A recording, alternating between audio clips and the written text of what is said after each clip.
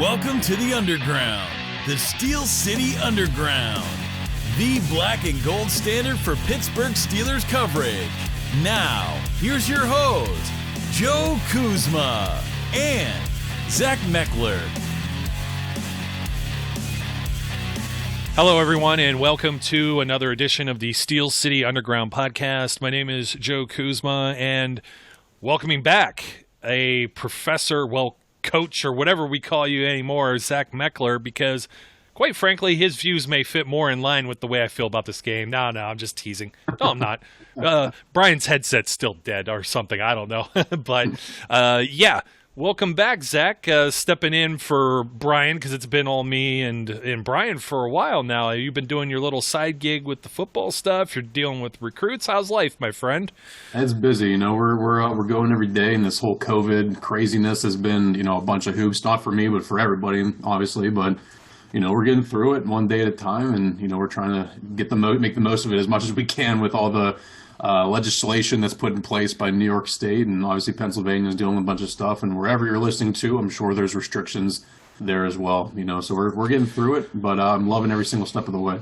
Good old Ohio, where you can eat outdoors in a tent, but not you could eat indoors too. But they have some goofy, crazy things. I don't know. It's curfew 10 p.m. to 5 a.m. right now, and our little emperor here governor has decreed by mandate that will go through New Year's, and it's like, let's just not talk about Santa and if he has to observe that or anything like that. I'm sure there's heavy cleaning protocols with the reindeer to begin with. I'm sure they leave a mess wherever they go on someone's rooftop or otherwise, flying in the air.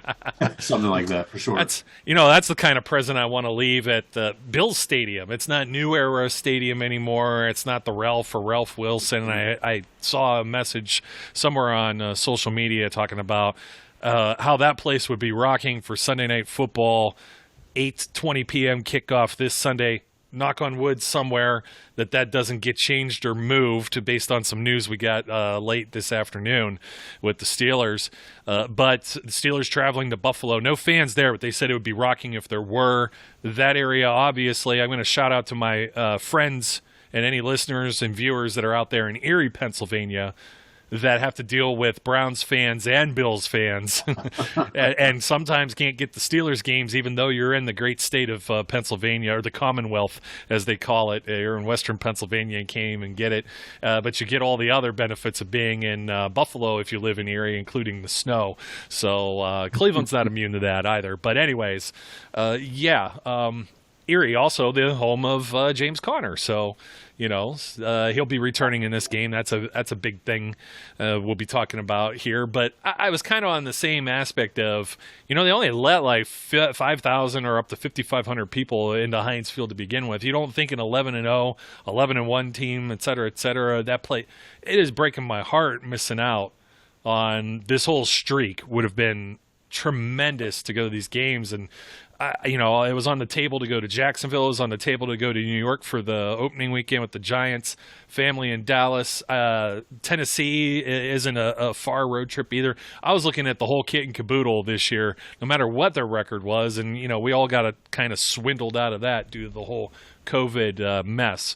So that mess is still continuing. We'll talk about this. I joked that Zach is, standing in because of whatever Brian's views or whatever.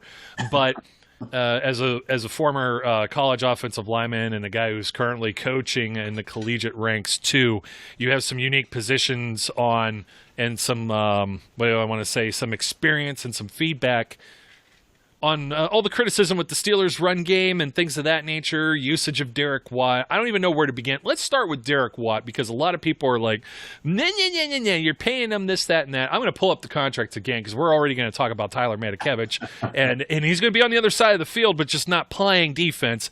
Gets more money just to play special teams. People don't realize that Derek Watt is a special teams guy in addition to a fullback. I get it. We looked up the snap counts now. Only 3 times did he come in on offense. And Monday's game, I want to keep saying Sunday, but they had moved that game. But anyways, that's really not much more than what Roosevelt Nix was getting in there. I think the more of the gripe is that when you have a 3rd and short or goal line scenario, 1 yard line, half yard line. Why are they not leaning on a fullback? And, I think the running game has some problems. We've talked about it in the back rooms. It's time to put some of this on the record here and get it out in front of the public. First and foremost, I don't think Derek Watt is an expensive luxury, nor do I think the Steelers just signed him in order to get some leverage and say, oh, well, that's how they're going to keep TJ. I don't think TJ's leaving the building.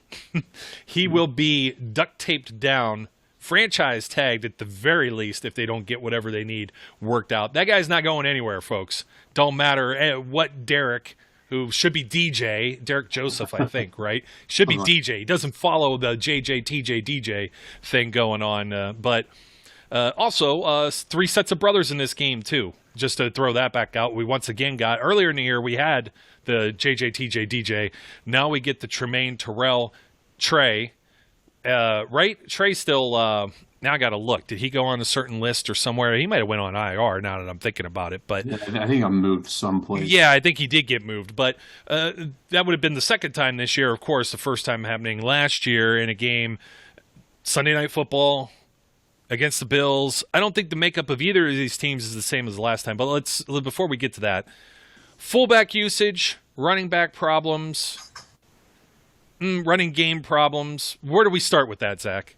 Yeah, so I'm going to go back and touch on the first thing you mentioned about the whole, Derek Watt argument. I think a lot of people want to look at him and say that he was a direct replacement of Rosie Nix. And one, I think Rosie Nix was underused, but Rosie Nix's plays, with the exception of those 2 touchdown passes he caught over the course of his last 2 years in Pittsburgh, he was a special teams guy. Tyler Metkler was a special teams guy. He was a reserve linebacker who was barely playing on defense, but he came into the game and he made an impact on special teams. He had the block punt. I think it was against Cleveland the 1 year or something like that. He made his impact on special teams. That's where he made his money. And we're going to see another dose of Tyler Metkler this week because now he's making his money with the Buffalo Bills. So he's going to be doing his thing there. What he's making there is $3.8 million on average. He's making that money because of the fact that he is a special team standout for them. Derek Watt, when he was with the Chargers, was a special team standout. He was used more on special teams there. He was signed as a direct replacement to Tyler Metkler. That is the going rate for high-end quality special teams play. And a lot of people think that special teams is just a blatant phase. People say it's a third of the game, and in theory it is, but people scoff at that. In reality, almost every 5 plays in a football game is a special teams play, whether it's an extra point, whether it's a punt, whether it's a field goal, a kickoff, a kick return. There's a special teams play happening on average once out of every 5 plays at the collegiate and NFL level. So special teams does play a huge part, and you can't have bad units. People see the Steelers' special teams unit and have complained about it. They complain about Danny Smith. They complain about the lack of a return game. They complain about lack of coverage skills. So you have to pay to get quality help at that part.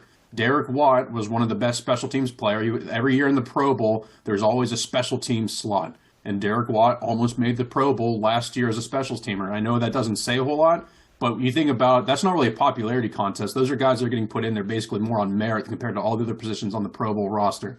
So he got paid. He's been paid $3.2 million not to be a sole fullback, whether you like it or not. He's being paid $3.2 million to be a special teams player for the Steelers. When he's getting that money, it's noticeable whenever he's not playing. And unfortunately, he missed some time this year because of the injuries. He had that kind of very vague, not really talked about injury during the summer where he had to get surgery for, and there was never really any details that came out about that. So I think he got banged up as the year went along because of those injuries. He wasn't signed to be a direct replacement to Rosie Nix. They just happened to play the same position. He was signed to be a direct replacement of Tyler Metkler, who's now doing the same exact thing. When you look at the snaps per game, this year he was playing an average of like 17.4 snaps per game on special teams. Last year with Metkler with the Steelers was playing an average of 21.25 snaps of special teams. Like, they're playing a decent amount. You look at his average defensive snaps per game last year was 1. He played an average of 1 defensive snap a game last year with the Steelers before he left.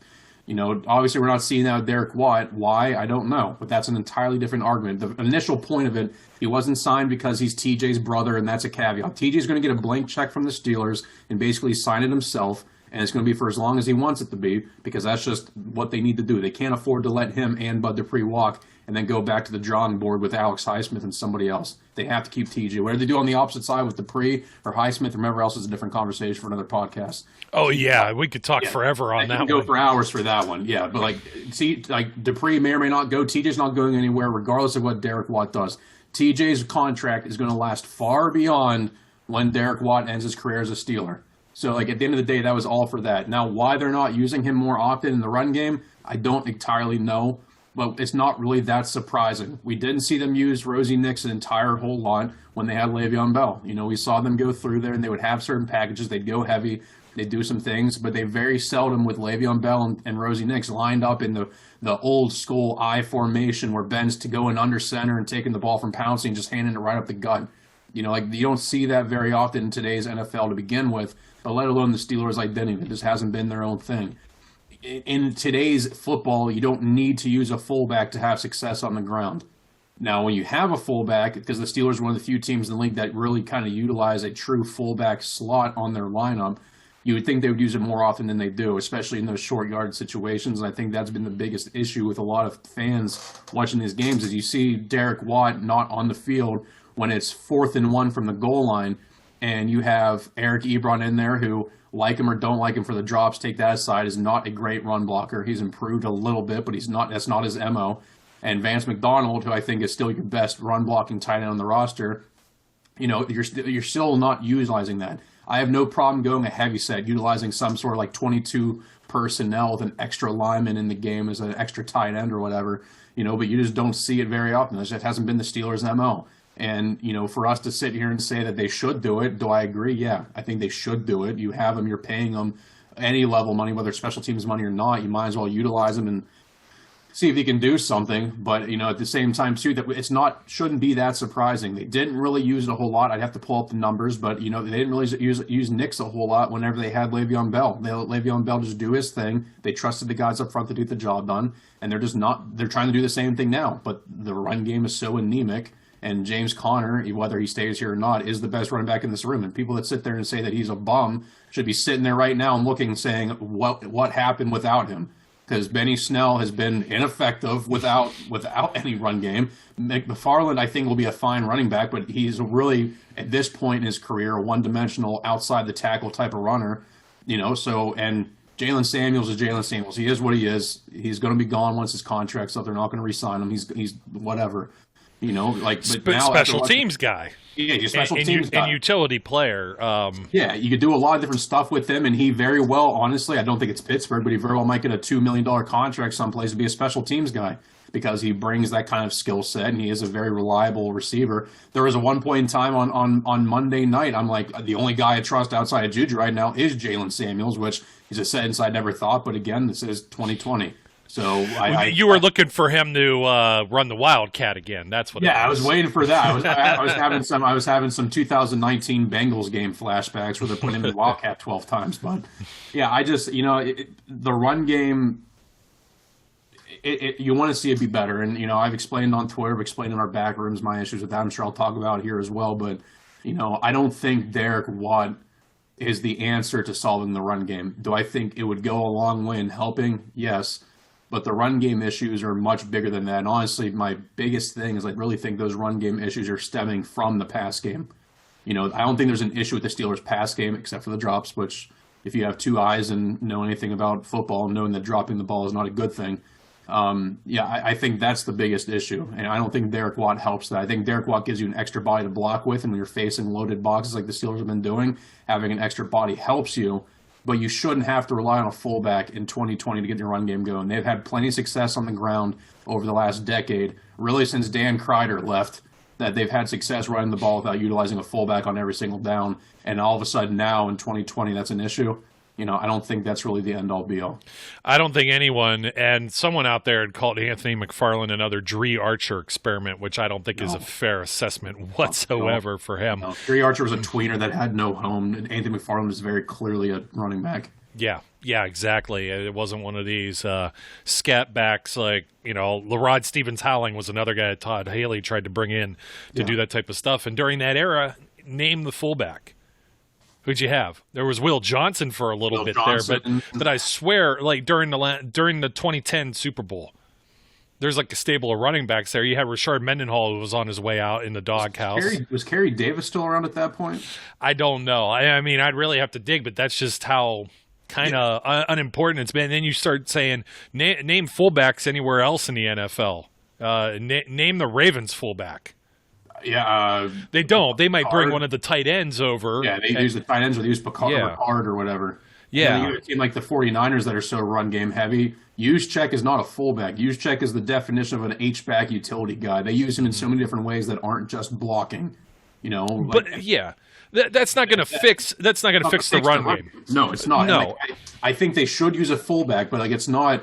I think people are looking for something and drawing at straws, but the run game in Pittsburgh has been effective when they didn't use a fullback, and now it's just not effective, and it hasn't been effective really for the last 3 years. And has nothing to do with Rosie Nix or Derek Watt or anybody that ends up putting on a number in the 40s for the Pittsburgh Steelers and plays on offense. 40s. We can get somebody in the 30s, can't we? Was Kreider 35? Kreider was 35. That's Kerry right. Davis was 38. Yeah. Those are. Will Johnson was at 40. He was 46, wasn't he?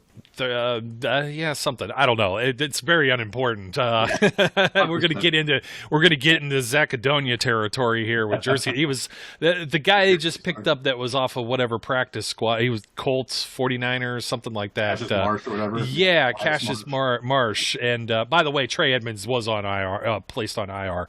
I just went back and looked. The old noggin still right. Yeah, broken clock is right twice a day. So. I think some of this is play calling. We did talk about some of the things too. Before I get into the play calling stuff, once again, I dabbled in this a little bit with Brian, and I also got to give a shout out to the Rockpile Report, a Buffalo Bills podcast, and they said they're the most petty podcast that's out there. So we're usually the least prepared, and they're the most petty. But I had the honor or privilege of being a guest of theirs earlier just this week, just the other day. So go check them out if you want to hear a little bit of my thoughts being on the enemy's side of things, because they had some great things where they were talking about how many yards how the Steelers offense is lower in yards, run and pass. And I said, look, with the passes, look who's getting the pass interference calls, though. Chase Claypool is uncoverable. If he catches some of those balls, he's gone. And they agree with me, obviously. You got to hold the guy or grab the guy, or else you're giving up a touchdown. They'd rather give up the spot foul, maybe. But you're not getting those yards in your fantasy games, which pains me. I got one team up top and one team in the basement. I'm already done in one league. My other league, I'm the top seed, so go figure that one out. And Chase Claypool did me no favors last Monday night either. Not that I need him to do me favors in my fantasy team. I'd much rather see my reality team win, which looking at him right there. So go check out the Rockpile Report. Had some interesting things there to say. And one of them, I think that I brought up was Mike Munchak, which that name has come up too. And I talked about changeover with the Steelers offensive line. You had changeover with the coaching. That was the previous year from 2018 to 2019, so last offseason.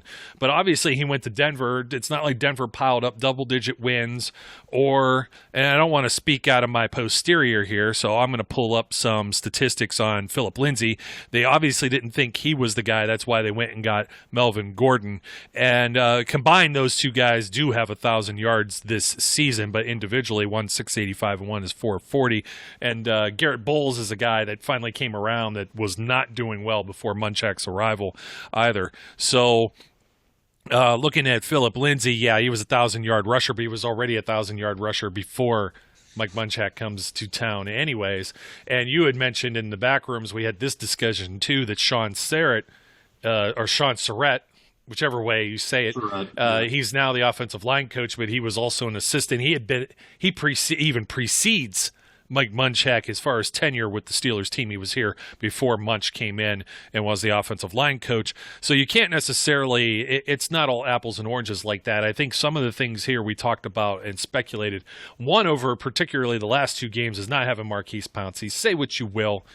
If some of the play seems to regress a little bit, he's still in that top level of centers in the NFL. You can't deny that. He has been his entire career.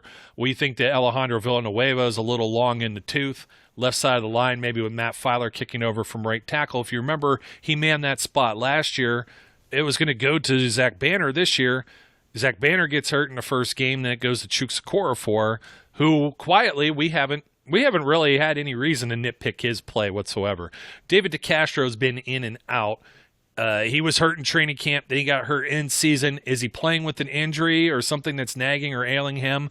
Possibly. We've seen him commit some kind of uncharacteristic penalties for a player of his caliber too this season. So I think some of that, when you look at Marcus Gilbert, used to be the guy they said should be recognized as a Pro Bowl tackle, but how can you do that when three other guys are making the Pro Bowl off of this offensive line? Ramon Foster, a very long-time guy at left guard too. You had some changing of the guard, and you have some guys that have gotten a little older. Perhaps the talent isn't as experienced or where it needs to be with the younger guys like Filer and Okorafor, and maybe the other guys are dealing with some other stuff. Obviously, J.C. Hassenauer is not Marquise Pouncey in the same context. James Conner also on that COVID list and not in those games, so you're going purely with Benny Snell. But here's the one I want to give you, because I know you're waiting to chomp at the bit with those type of things, but Brian and I were talking about some other stuff. First down, we said it's like a coin flip, right? Whether they run or pass, 50-50. 3-1 pass to run, I think, on second down, and then it was like way more on third down, and it's usually because, like as you were saying, you're either not getting the chunks on first, second down running game, or it's incomplete passes, drops, things of that nature. It sets you up in a third and long situation where you're primarily forced to throw. But on Sharp Football Stats, here I have pulled up the 2020, the total snap shotgun versus under center. This is a thing that we were talking about as well. And this is some interesting stuff. Hold on. You're probably going to want to see this. Put it here for your context. I'll send it over to you. The Steelers, 80-20, 80% shotgun formation. Not a big surprise. I don't think you want Ben kind of tap dancing at his age, but it's not all Ben. They did the same exact thing last year with Mason Rudolph and with Devlin Hodges, about the same type of split. So under center, that puts the Steelers, I don't know, there's a whole lot of teams that don't even go under center. Want to know one of them? Baltimore Ravens. Shotgun, completely refreshed on me. Shotgun, well, last year 4% of the time. This year, 3% of the time, they're under center. They are always in shotgun formation. We start pulling out, I wish it would sort this, but it's not sorting it for me.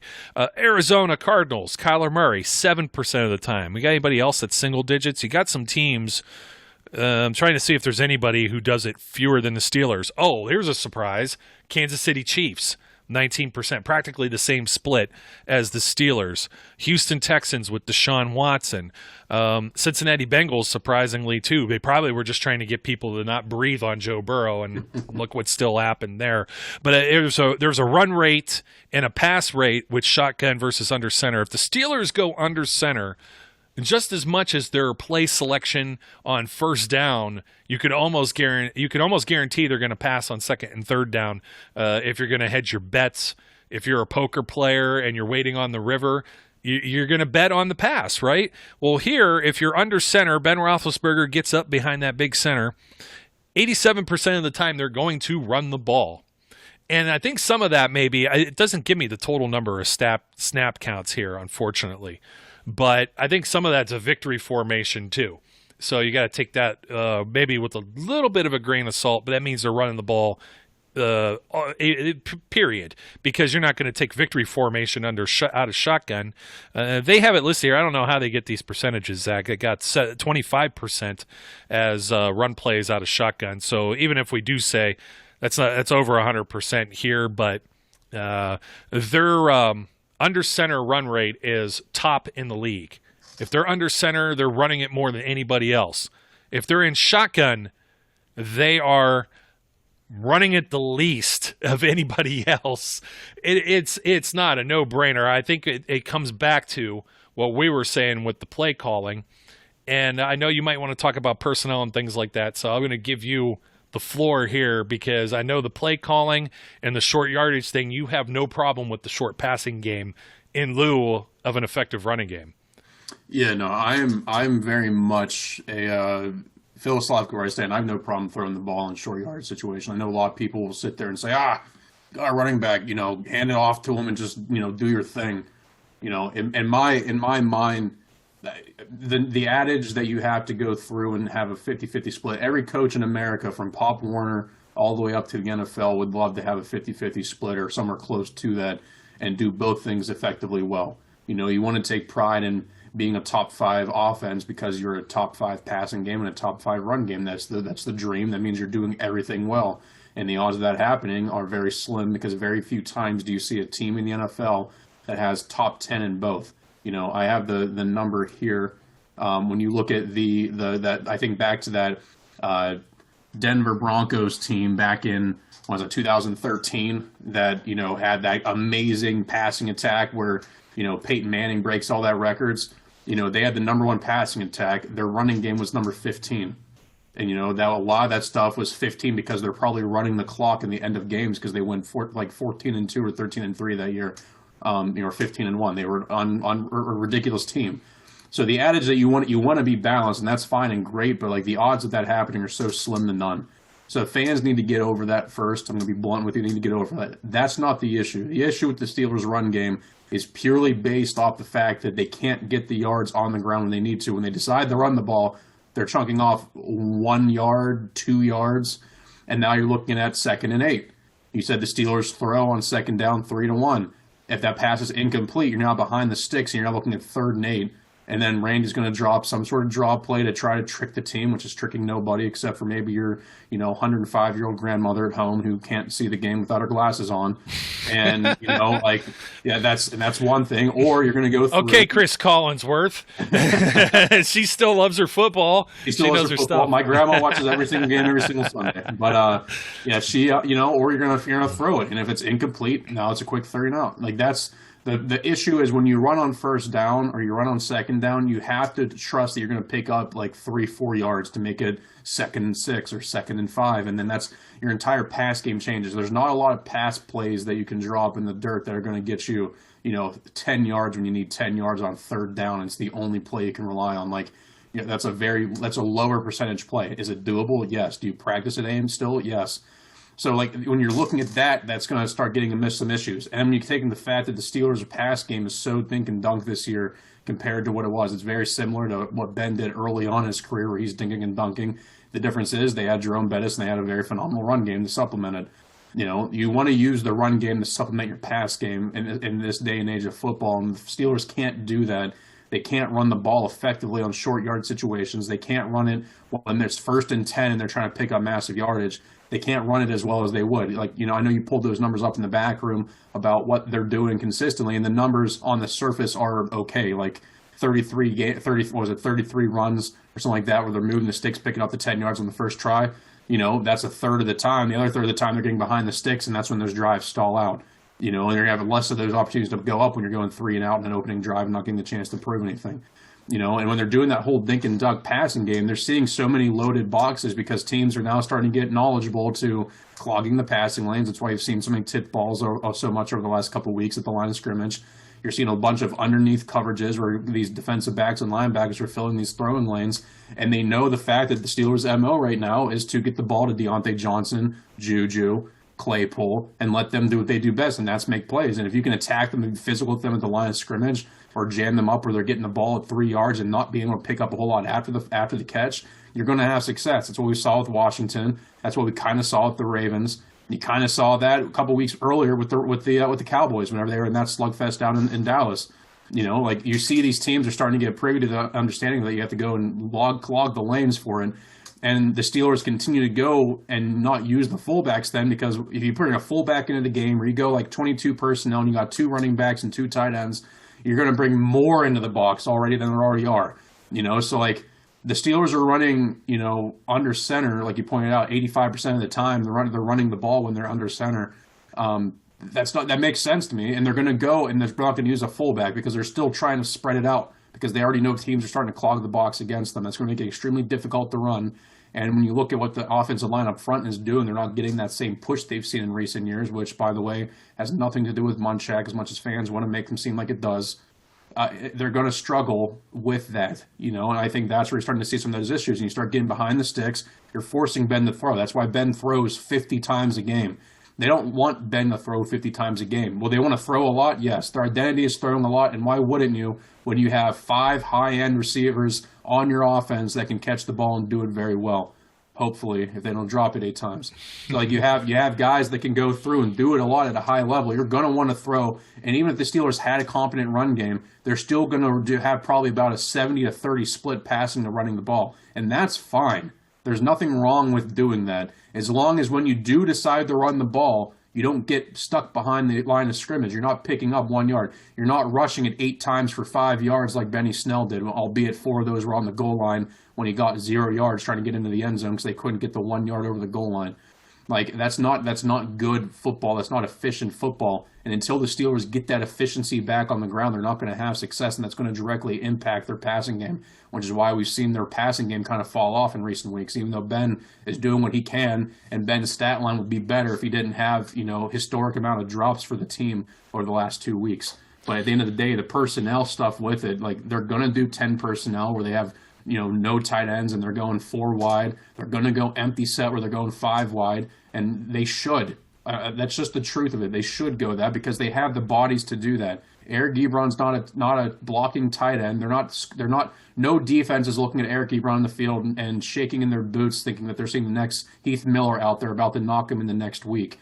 Like, Eric Ebron, for as talented and as athletic as he is, he's not a blocking tight end. And you're putting him up against Chase Young. Who's going to win that battle? You're an Ohio State guy. I don't think you're going to sit here with a straight face and tell me that Chase Young is not going to beat the living snot out of Eric Ebron in the run game. Well, I was going to mention something about the left side of the line, which is where he came off of the Steelers' left edge there, where Alejandro Villanueva was. It's like, who along the Washington front do you double team there? And that's the thing. Pick a name out of a hat, but yeah, like Jonathan Allen, excellent. Chase Young, excellent. Like, they have a lot of great bodies on that front. Deron Payne, I don't know if Deron Payne played, but they have a lot of great bodies up front on that defensive line, and you can make the argument that they are a top 5 front defensive 4, maybe defensive 7, if you want to consider John Bostic in that group. Well, they rotate too. Montez Sweat, is it Tim Settle? They have bodies. It's the same formula that the Eagles were using when they won the Super Bowl that year. They rotate everybody out, and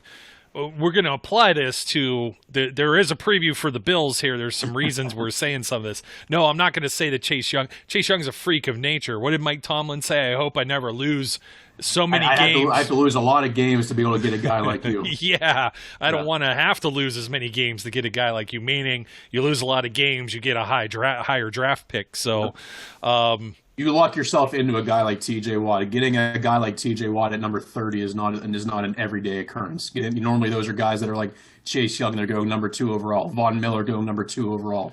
Aaron Donald falling to 13 because he's 6 feet tall. Hey, how many teams have to be kicking themselves? It's still it pains me some. I wonder what happens if Aaron Donald doesn't go a pick before the Steelers are on the clock there. If he ends up in Pittsburgh, because he's just another one of those down the hall type guys. Was that the year they took Shazier? I think. No, that was or was that Jarvis Jones? And I'm going to feel even worse about that. Hold on. Actually, it might have been Shazier. It was 2014, wasn't it? Yes, 2014. Yes. Yeah, so yes. It was Shazier. Yeah. Yeah. So, you can't complain about that. I mean, it's unfortunate the way it ended up, but man, that draft was loaded with those picks, except for, Clowney at the top. You got then Greg Robinson, Blake Bortles, Sammy Watkins, Khalil Mack, Jake Matthews, Mike Evans, Justin Gilbert at 8. Didn't work out for the Browns nor the Steelers. Anthony Barr, Eric Ebron, Taylor Lewan, Odell Beckham, Aaron Donald, 2 picks. Kyle Fuller, then Ryan Shazier, Zach Martin, C.J. Mosley. I mean, holy cow. That class was good. Yeah. Then there's Calvin Pryor, Juwan James. I might as well go the whole way for a refresher for everyone that's listening. Brandon Cooks, Clinton Dix, Johnny Manziel, D. Ford. Can you guess which picks are the Browns picks without me saying?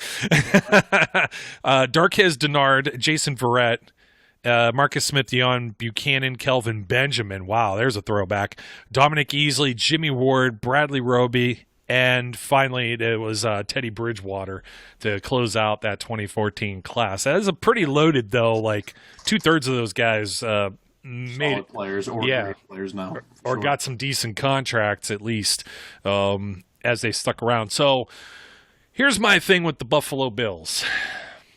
If the Steelers, it's offense and defense, and you're putting things comparatively. I think the Steelers' offensive problems, that's not something that cannot be fixed.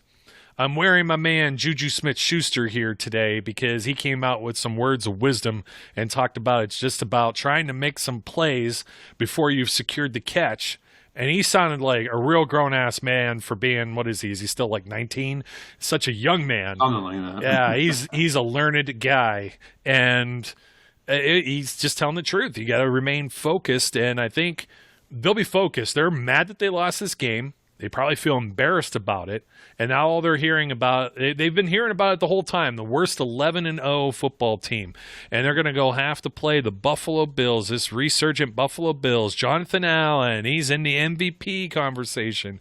They're 9-3. They're not unlike anyone else who hasn't had their moments in struggling with some teams. And, they beat the Rams by 3.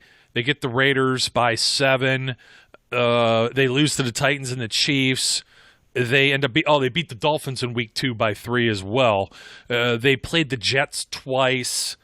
So it's just they got the dub against the Patriots by a field goal too. They did beat the Seattle Seahawks. They lost to the Cardinals in the closing moments with the Hail Murray pass. And then they played the Chargers and the 49ers most recently after having a bye week. The reason I said earlier these aren't the same two teams, last year you saw a very closely contested game. You saw the Steelers could have pulled that out, but Devlin Hodges picked off, 3 times in that game. And the turnover battle got them right up till the end.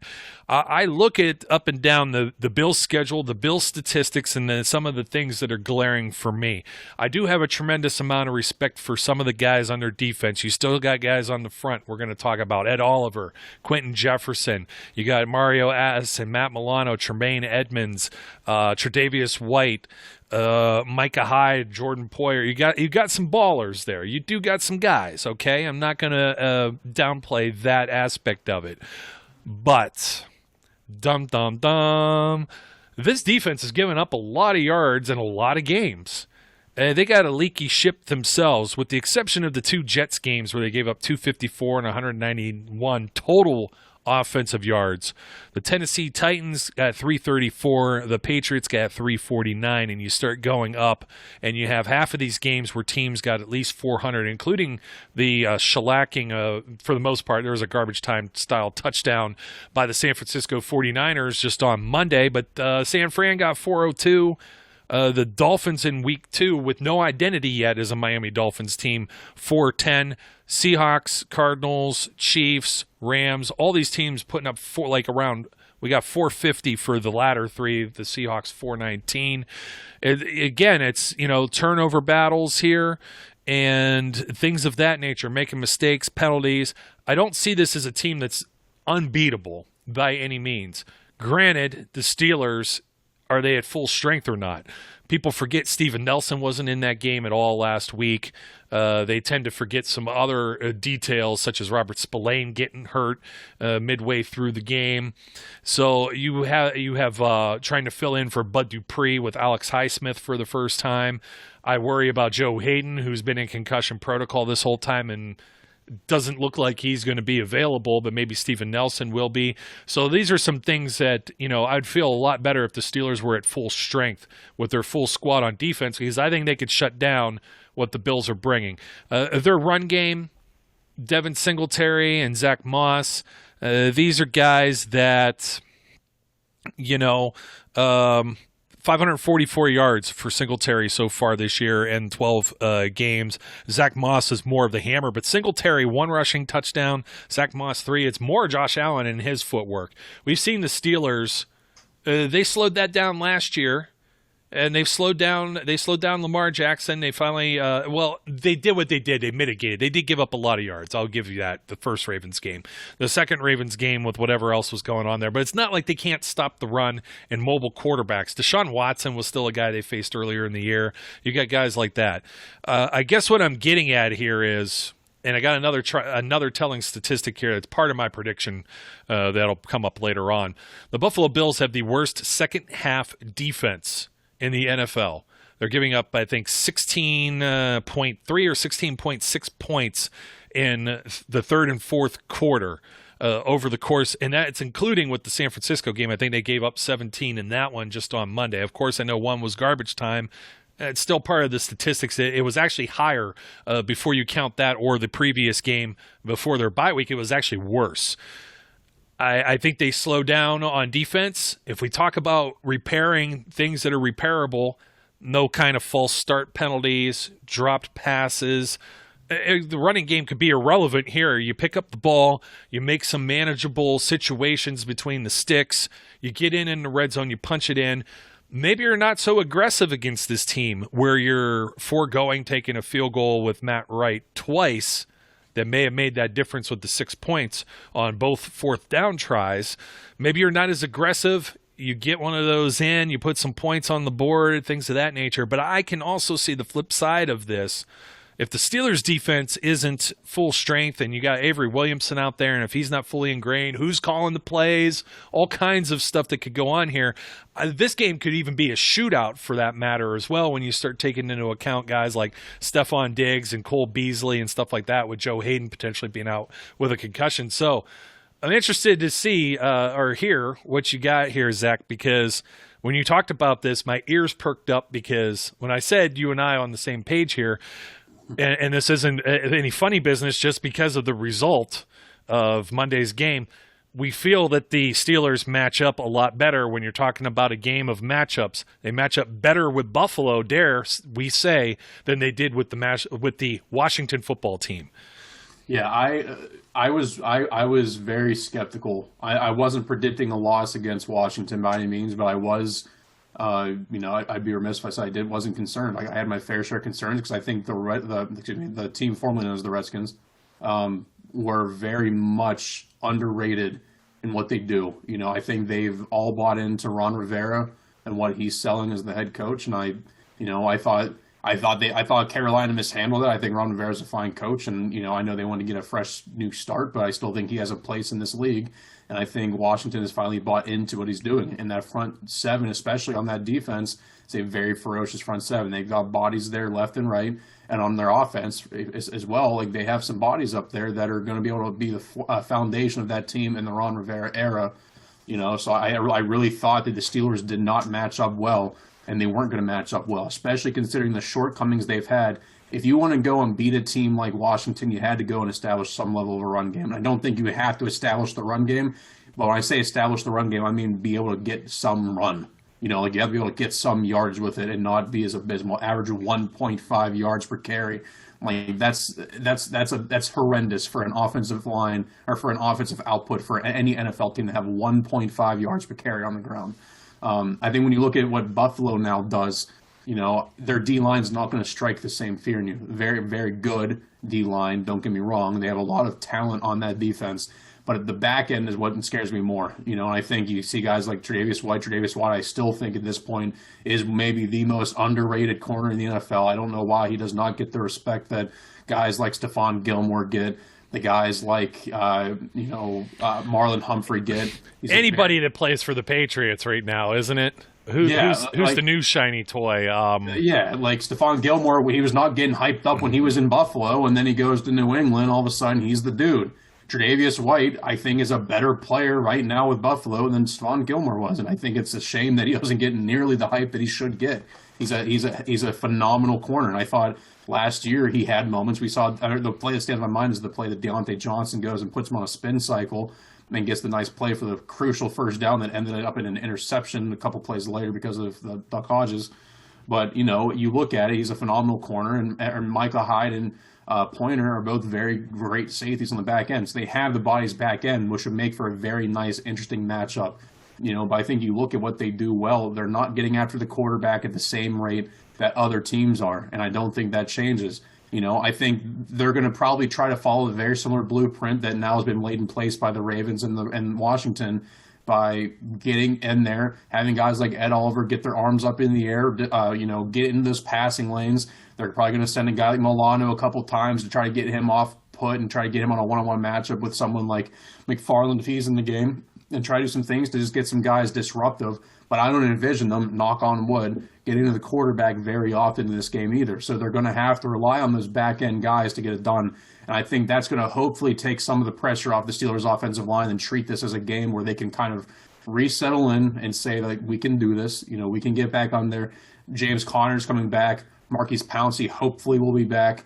Those are two massive pieces that, has Pouncey regressed? A little bit. He's still a very functional center in this league, and he's a heck of a lot better than J.C. Hassenauer. So, and James Conner, as we've seen, even though people think he's going to be gone and they don't trust him to stay healthy, he's a heck of a lot better than Benny Snell is right now. He's a heck of a lot better than Jalen Samuels or Anthony McFarland. The two of them are going to automatically give the Steelers at least some sort of boost. Hopefully, even though we haven't seen it when they were both last healthy a couple weeks ago, they should at least know James Conner's not having a terrible season. He's still averaging, 4.4 yards a carry. That's not setting the world on fire. It's not going to be Derrick Henry getting 5 yards a pop. But 4.4 is a heck of a lot better for a run offense that says they can't do anything. There was a point in time in the season where rushing yards-wise, James Conner was amongst the top in the league. We've seen the run game produce as recently as early this season. And I don't see any reason why against a team that doesn't have a ferocious front seven. It's not a bad front seven, don't get me wrong. They're a top 15 front seven, but they're not the same level front seven that you saw from Washington to the point where you're sitting there saying there's no way that this ground game could get going if they give the opportunity to. I think really I wouldn't be surprised about a shootout. I agree with you. I think if the Steelers defense is at full health, I don't think this is really a question. But I think because the Steelers defense now has all these buys, you're looking at potentially throwing out Avery Williamson and maybe Marcus Allen. I'm sure Antoine Brooks is probably going to be active for this game. They're going to look for someone to put in there. We didn't explain why. That's because on Thursday afternoon we found out around 4 o'clock, I want to say, when usually the news drops in the NFL, that transaction-wise Vince Williams was placed on the COVID reserve list. I don't believe he was a positive test. I didn't hear any news as to that. It's just that it was a close contact trace, and we don't even know with who, and how that makes any sense if anyone else is going to end up on this thing now. So hopefully he doesn't retire like Des Bryant did, but yeah, but that's what we're talking about. Down Vince Williams, down Robert Spillane. Maybe, I don't anticipate this. Ulysses Gilbert has been practicing. He was on injured reserve, but he's going to be more or less a body that they're going to have to plug back into special teams now.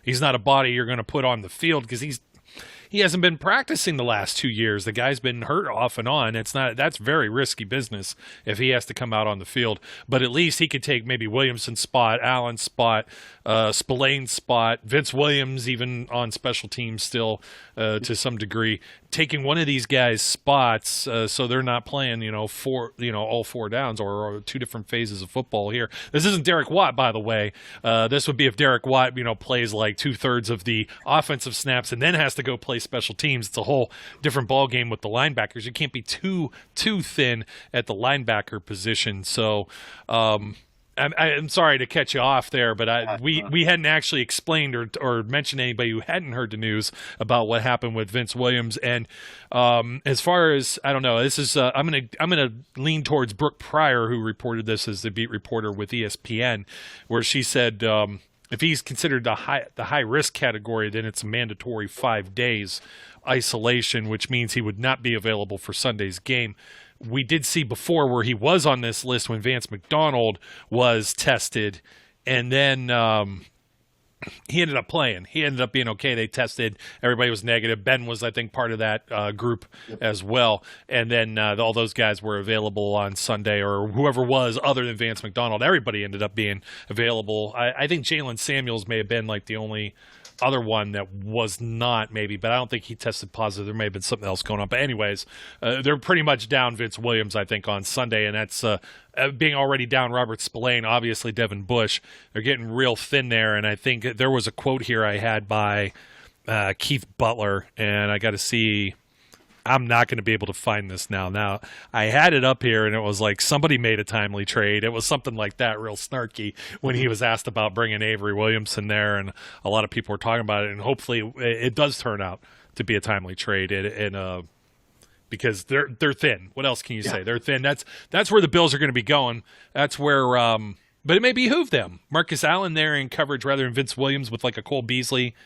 I don't know about Dawson Knox. Dawson Knox has been halfway decent this year. I mean, like he's been quietly producing. He's not going to ever be right now. He's not in the conversation with Travis Kelce, and because he's in a league of his own right now. But like Dawson Knox is a dude that, with the lack of bodies they have in the middle, could very well cause some problems. Cole Beasley has had a very good season as well. You know, like seems like every week Cole Beasley has over 100 yards and like 9 or 10 catches, and no one ever talks about it. You know, like he's doing a lot of stuff, and you know, I think you look at Josh Allen. I think Josh Allen is the ultimate wild card in this game. You know, because unpopular opinion, maybe especially in Pittsburgh right now, as much as people want to put him in the conversation, Ben Roethlisberger is not going to be the MVP. Like, I know fans are going to be upset to hear that he's not going to be the MVP. Or comeback player of the year, apparently, either. No, like I'm sorry for all the Steelers fans that you guys can roast me in the comments. He's not going to be the MVP. But if you want to be honest, like Josh Allen, if he was more consistent, should and would probably be in that conversation, because Josh Allen has had a very phenomenal year when he is on. Yeah, well, he's accurate. He's not turning the ball over. I think 26 touchdowns. How many interceptions? I had it right up a second ago. 8 interceptions. 69.9% completion percentage. Very nice. Very nice. I was going to tell you, you're specifying Ben's not going to be league MVP. You're not insinuating he might not be Super Bowl MVP. So we'll see which one's. Whatever happens in the Super Bowl is a completely different conversation. I'd much rather him see him pull off the Super Bowl MVP for the first time in his career as opposed to being the league MVP. Yeah, there's actually. I'm looking at the stats.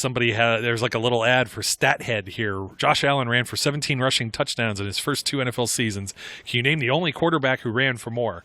So this is the guy you got to put the lid on, and I think they can. You look at this offensive line too. I think they could still get pressure provided. You know, they're missing some bodies, but you still got Cam Hayward, you still got Stephon Tuitt, and you still got who should be the defensive MVP this year for sure, and T.J. Watt. And the key is you know, what are you going to have on the back end? You know, at this point, I'm skeptical that Joe Hayden plays, and Steven Nelson's practiced this week, but you know, how is he going to be good to go? I'm assuming he's going to be good to go on Sunday night. If you go without either one of them, which we saw at the back half of the game against Washington this past week, you know, that's Stephon Diggs has the ability to blow a top off a defense, and you know, love Cam Sutton. I thought he played well. I know people kind of roasted him for that Sims one-handed grab down the field. He couldn't have done anything else on that play. That was just an absolutely ridiculous play down the sideline where I think even Sims was stunned that he caught the football. You know, like that was a heck of a play. You can't knock Sutton. He was in place. He played it as tight as he could. But, you know, I don't know how well him or Justin Lane right now, especially Justin Lane as a young guy that's still getting his feet wet in the NFL, match up with a guy like Stephon Diggs who can blow the top off on a moment's notice. And if you're not getting adequate pressure or you're trying to cover underneath, that could be a nightmare mismatch right there. So I really think I don't think this is going to be a low-scoring game. I really think that this has the opportunity to be a Ben versus himself 10 years ago type of matchup, because I really think Josh Allen does a lot of stuff that Ben did, 10, 12 years ago, where you're watching him roll out of the pocket, make plays with his legs, extend the play, and then just throw this bomb down the field to his receivers that can make the play. So I think they do. I think they can rile him up, though. At the end of the day, Steelers still have Cam Hayward, still have Stephon Tuitt, still have Tyson Alualu. They still have T.J. Watt. I thought that Alex Highsmith played well the last 2 games, and he's got the chance to play more snaps because of Bud Dupree being out. So they still have the bodies. You have to think about it, the fact that they can cover the center of the field with what they got going on with Williamson. You're going to see more of a dose of Marcus Allen, like I said, because I'm sure they're going to bring him in there and be kind of that pseudo dime backer type of thing now. It's more of a permanent role since, if Vince Williams doesn't go, they really have nobody. And they're going to see a lot of more just extra DB stuff, and I think the DBs, I think all the tackling stuff we've heard about the DBs like Minkah Fitzpatrick and Terrell Edmonds, I think they're more than up for the challenge. I think Minkah Fitzpatrick, I saw a stat where he's reduced his missed tackles by like in half at this point in the season from where it was before. He's getting down there. He's tackling efficiently. So if the Steelers had to go in a situation where they don't have Vince Williams, Spillane's not going to play, and obviously Devin Bush is unfortunately out, and Vince Williams doesn't go, you can put those extra DBs in there, and I do trust them to come down and be benefits in the run game. Zach Moss and Devin Singletary are not the same type of player that a Derrick Henry is, where you're worried about, well, is my safety going to be able to come down and tackle him? They're both guys that they're quick and athletic, but they're not guys that are going to bowl right through you on a down by down basis. Where you're looking up at a guy like Derrick Henry, who's 6'2", 250 pounds, 240 pounds, whatever. Is anybody like Derrick Henry? The man was built in a lab. He was built in a lab. He's a science project that somehow turned into the rushing leader in the NFL.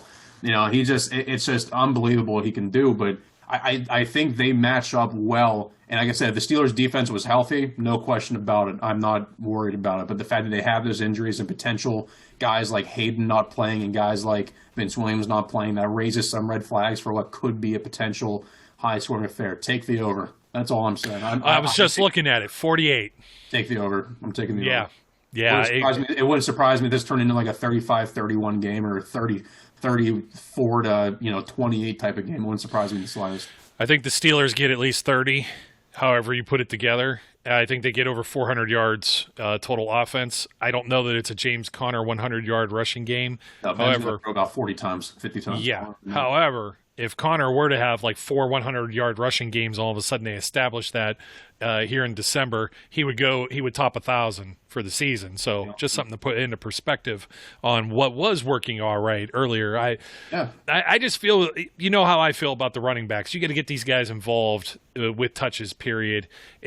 I get annoyed of the predictability of being under center versus shotgun and down and distance.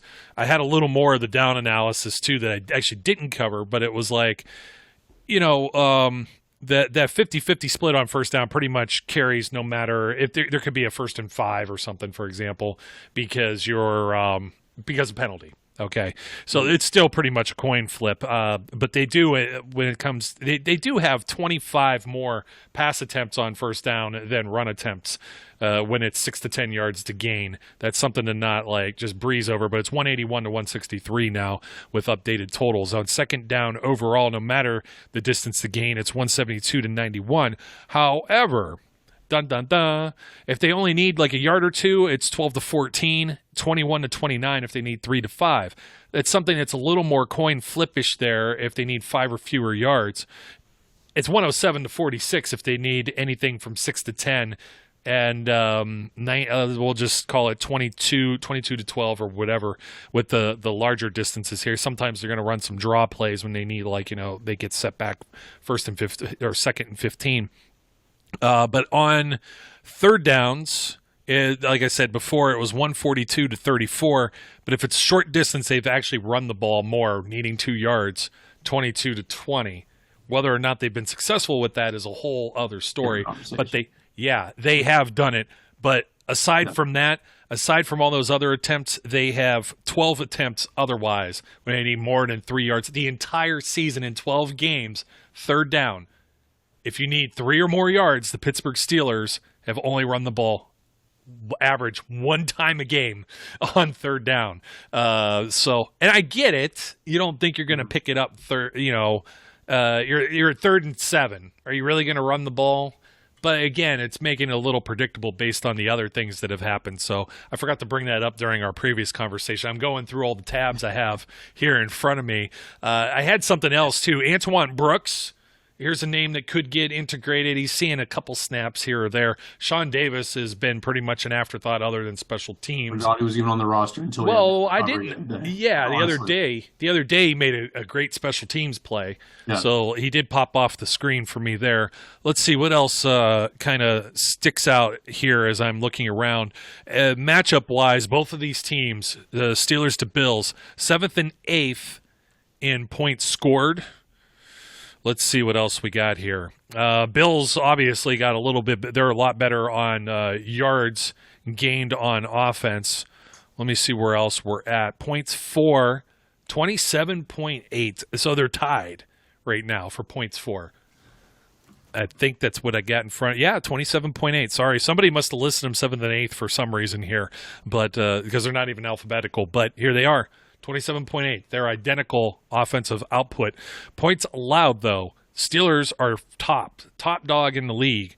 Yep. 17.6 to the Bills. They're in the middle of the pack with 25.8.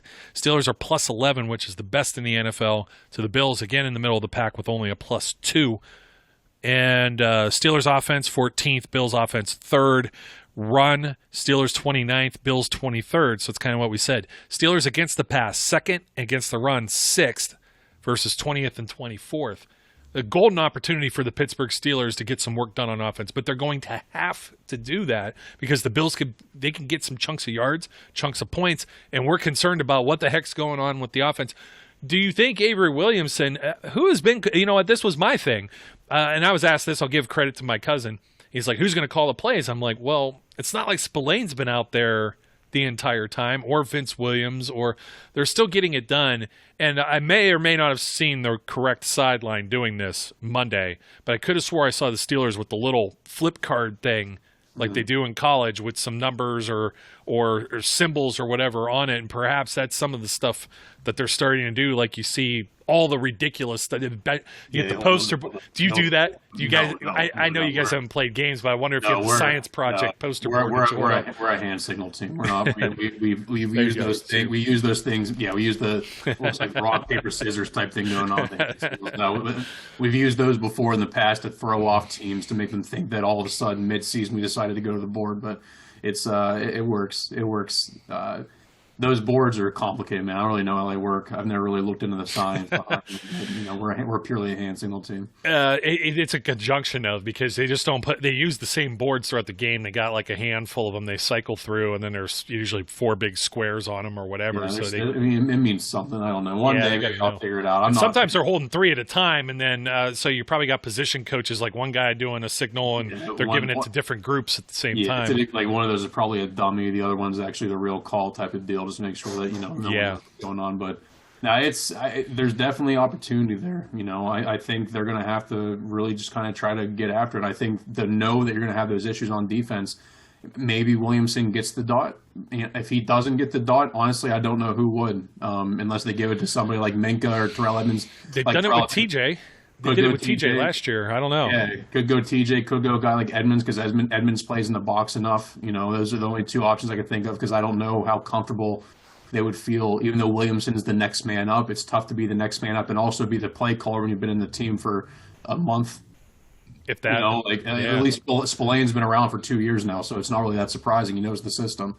But it'll be interesting to see how that goes. I do think Williamson has been all right when he's been given the opportunity. I don't think he's been a tremendous liability that I know some fans were worried about, because he had some issues in coverage whenever he was with Tennessee, whenever he was with the Jets. I think he's been fine, but I really think that on those passing downs, like I said, it's not going to surprise me if you see Edmonds bump down, or you see Marcus Allen come on the field and be that kind of guy that you saw Devin Bush be. Because when you had Devin Bush, when you had Ryan Shazier, it didn't matter because they were never leaving the field. And now when you don't have those guys healthy, you have to compensate and figure out who to put there. And that means Marcus Allen, if that means Anton Brooks, if that means Terrell Edmonds coming down in the box, and you're bringing on a guy like Davis, or you're bringing on an extra corner. But then if you don't have Joe Hayden, there's a bunch of scenarios that could go on here depending on who's healthy and who's not. And until we see, is Joe Hayden going to play? Is Vince Williams going to play? If the 2 of those guys play, I instantly feel 100 times better about this, because we'll say what you want about Vince Williams, he is still a very high-end quality linebacker who knows the system and is going to do everything he needs to do every single down. And whether Joe Hayden plays. If Joe Hayden plays and Steven Nelson plays and Vince Williams plays, the defense has a flying shot to do this, because of the fact I think they do match up well. They've been able to stop teams from throwing vertically over the top, and they've been able to generate pressure and force turnovers. And if Minka Fitzpatrick can have another one of his big interception day, and Joe Hayden get another interception, that could end up being the difference in the game. Does the Steelers offense take advantage of it and score points when they need to, as opposed to having these drives stall out in the second half? And can they force turnovers from the Bills to kind of make them go and think twice about how much they're going to throw over the top on this defense? And I think if the Steelers can do those things well, it's a recipe for success. But it all comes down to Sunday night and who's available. Yeah, that's kind of where I'm looking too. Is the Bills aren't necessarily known as getting to the quarterback a whole lot. Josh Allen has not been going down a whole lot himself either. 23 times so far. 12 games. It's about 2 a game. I know Joey Bosa got to him. Somebody got to him the other day with San Francisco, and that's, just once. And I don't think the Steelers' 69-game streak, nice, ends in Buffalo either. I think they get that record with 70. They're going to get to them. I don't think, is it a handful? Probably. You never know, though. A guy that's mobile like that, though, sometimes they get themselves in trouble. But again, it seems like a guy that doesn't make too many mistakes. And not of the, I'm afraid of being hit Andy Dalton in primetime, like we saw with the Cowboys the other night against the Ravens. That was classic primetime Andy Dalton. A little bit of pressure. I feel somebody about 7 yards away. 10 yards away. Yeah, throw it where no one can get to it, including the ball boys. If my guys can't have the ball, you can't either. He was throwing it for Alex Smith, who had left the field with the ball, so he could have another one. Yeah, I do think that, you know, you look at the pass game, guys like that do have a tendency. You see, I mean, I think there's a reason why the Steelers have gotten after Lamar Jackson so much, and I think a lot of that comes if the Steelers can get ahead on the scoreboard and force the Bills to really sit back and throw. You know, I think it was positive to be able to see T.J. Watt be able to generate pressure without having Bud Dupree, because for whatever reason, there was this belief all of a sudden in the matter of 2 days after Dupree tears his ACL that all of T.J. Watt's success has been because of Bud Dupree. All of a sudden, that argument's been made for Bud Dupree the last 2 years, but now all of a sudden we're switching it to the guy who was originally the person that was causing the success. So I was happy to see that T.J. Watt was still able to get the pressure. He was still able to go and make plays. He almost had that forced fumble where, if you know, people were, you know, bagging him for not falling on it. You know, I understand where people are coming from saying just fall on it, but when you're in the moment, you see an opportunity to score, and defenses are oftentimes taught to put points up on the board when they have the opportunity to do so. In theory, should he have just fallen on it? Yes. But a guy like T.J. Watt wants to be the hero, and he wants to do well, and he wants to be able to go and help swing the momentum of a game. And I can't say I blame him. I'm not going to blame him for that, personally. And that's the other side of the opportunity, too, was not only is there dropped passes or not getting the fourth down conversions, but it's not getting the turnovers in that game against Washington, too. Yeah. And then you end up making the crucial error at the end where you still have an opportunity with a guy who's known for being a leading game-winning comeback drives in Ben Roethlisberger. Really, anybody better in the business to get the only other guy that I guess you could put Tom Brady in there. That's not what I think of him as, but I know he's probably got a number of them under his belt too. But I always think of John Elway when I think of that. And then people were thinking I was crazy, and it's like, well, just go look up the numbers. Don't come flame me. Go look at the stats. I'm not looking them up right now because that's another topic for another day as well. But you certainly have the opportunity there. You know, any number of things could have gone a different way, and they don't, and that's what ends up happening. So, and that's also the reason the Steelers were 11-0 was their ability to create turnovers, generate those splash type plays. Yeah, we'll see if they can. We'll see if they can do it with Josh Allen, a guy who's been protecting the ball and doesn't seem to get sacked a whole heck of a lot too. So. Yeah, being plus 11 is huge, and they can keep that up there and protect the ball on their end. I mean, that's how you're going to end up winning this game, is by forcing turnovers and not turning the ball over yourself, because there's going to be a lot of opportunities for both teams to score. If you can make the most of that, you're going to be golden. So. And by the way, Des Bryant had tweeted out not too long ago, probably maybe half hour, 2 hour, whatever ago, that he is tested negative now back-to-back tests, and it's just like, man, he got robbed of his revenge tour. Not that I'm heartbroken he's playing for the Ravens, but it would have made things at least interesting to watch for that game that was otherwise, you know, I think I kept throwing up in my mouth and throwing it back up to where it was just really getting disgusting, and I just shut the game off. So yeah, it was weird because he tested negative back-to-back, and I saw the Ravens still put him on the COVID-19 list. So I'm not really sure what's going on with that entire situation. I don't know if it's an extreme precaution or what, but it's weird. That's out of my pay grade. I try not to understand it. I just know that it's. I think it's bizarre and unpredictable, and I think it could be both. I'm just a running back coach, Joe. I'll make those decisions. Yeah. Well, hey, we're gonna suit this guy up. You know what I mean? Get him something that's at least black and gold and put on there. So now people are noticing. I'll rock the blue and orange. It's all right. Hey, I don't. Let me tell you. Being an Ohio guy, orange has been my favorite color growing up, which is the oddest thing. But you can't wear orange. There was this car. My daughter's like, orange car, Daddy. It's your favorite color. It's like there's people that are Browns fans and Browns fans. Hey, I didn't say Bengals fans because nobody. Browns fans. Southern Ohio, their pro team's Ohio State, so nobody pays attention to them. There's probably like more University of Kentucky fans in Southern Ohio than there are. Have you seen? It was probably NFL memes. I think they put out.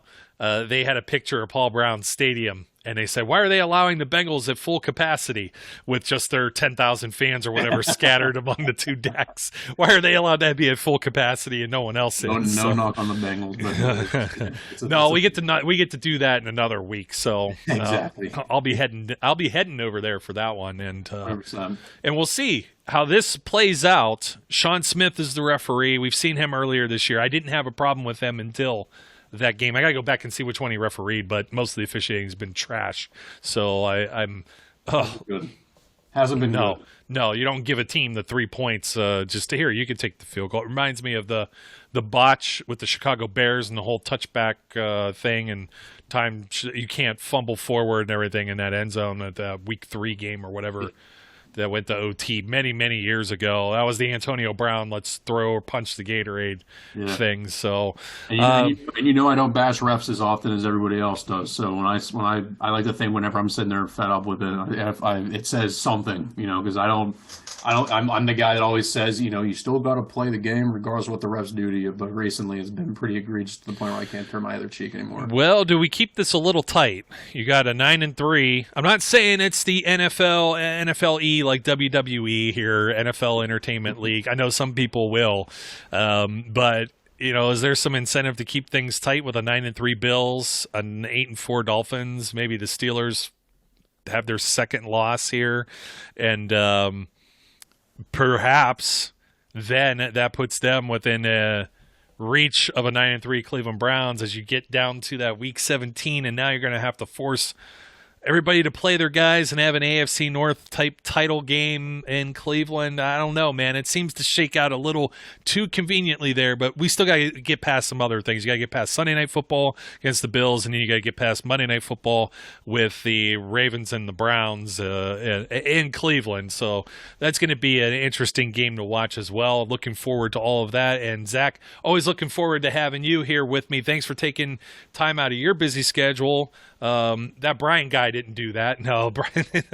We'll see Brian again. In fact, it might be you and Brian. Who knows? You're going to be back. I'm telling you, you're going to be back soon because I'm probably going to have that late night and that Monday night in Cincinnati, and it's just I'm not going to be podcasting after all that, regardless of the outcome there. It's just that's a long evening. By the time you get out of that game, it hit the parking lot. It's past midnight more than likely, even with the reduced capacity. But regardless, thanks for joining me. I'm rambling. We're up against it. It's time to go and just enjoy and watch the game. Again, my prediction was at least 30 points, at least 400 yards of offense as they rebound, and they're going to get the win. Darn it, because I said so. The only prediction I have is that I'll get roasted in the comments section for my take on the run game. That's about Not it. all the time. What's that? Not all the time. And thank you, YouTube subscribers, for getting us over 4,000. Yeah, there's only like a handful of guys. And we see fights break out now. We have people who defend our opinion. Believe it or not, I'm like, holy cow, there are other people who think like us out there. We do, yeah. I thought everybody just wanted to fire Mike Tomlin, because they're back on that train now again last week for losing to the team with no name. If someone told you back in July that the Steelers would be 11-1 at this point in time, they would say Tomlin be coach of the year. Tomlin loses one game after going 11-0 and instantly is back to fire Tomlin. So that shows you how short our memories are as fans. And who would they have lost to? Everybody would have been picking, if you didn't know, out of those 12 games that they had played preseason, and somebody told you that they came back to the future. I think the almanac doesn't go to 2020, but that Marty McFly had. But who would you have picked? I think people would have said the Ravens. Ravens the first time. Browns. They would have said the Browns. Or you would have had the smart Alex out there that would have said the Jaguars. If you tell me we're 11-1, I'd have picked one loss. I'm saying the Ravens the first time in Baltimore. Yeah, exactly. So what else, what do you got to complain about? Nothing. Yeah. Nothing yet. Nothing yet. The only thing they're going to complain about is no fullback. That's all. and that's a very minor thing to be nitpicking. So it's the NFL in 2020. Relax. Yeah. So thank you, folks, for liking, commenting, subscribing, joining us wherever you're listening or watching. His name is Zach Metkler. We call him the professor sometimes. He's coach. One day, maybe Coach Dad. We could do all kinds of things. We'll just keep adding names. It's like Terry has all of those alphabet soup after her name with credentials with her medical field and that. You're just going to keep getting nicknames. We'll get a new one. Fluffy. Call you Fluffy. I cut the hair off. It's all right. Not as short as you, but I cut it off. Yeah. No, you don't want as short as me. That means you're getting closer to putting one of your feet 6 foot under. You're getting in there. So, anyways, Zach Metkler. My name's Joe Kuzma. Until next time, everyone. We encourage everyone out there to be safe, be good, and we'll catch you later. We would like to thank you for listening and remind our listeners to follow us on social media and our website, www.steelcityunderground.com.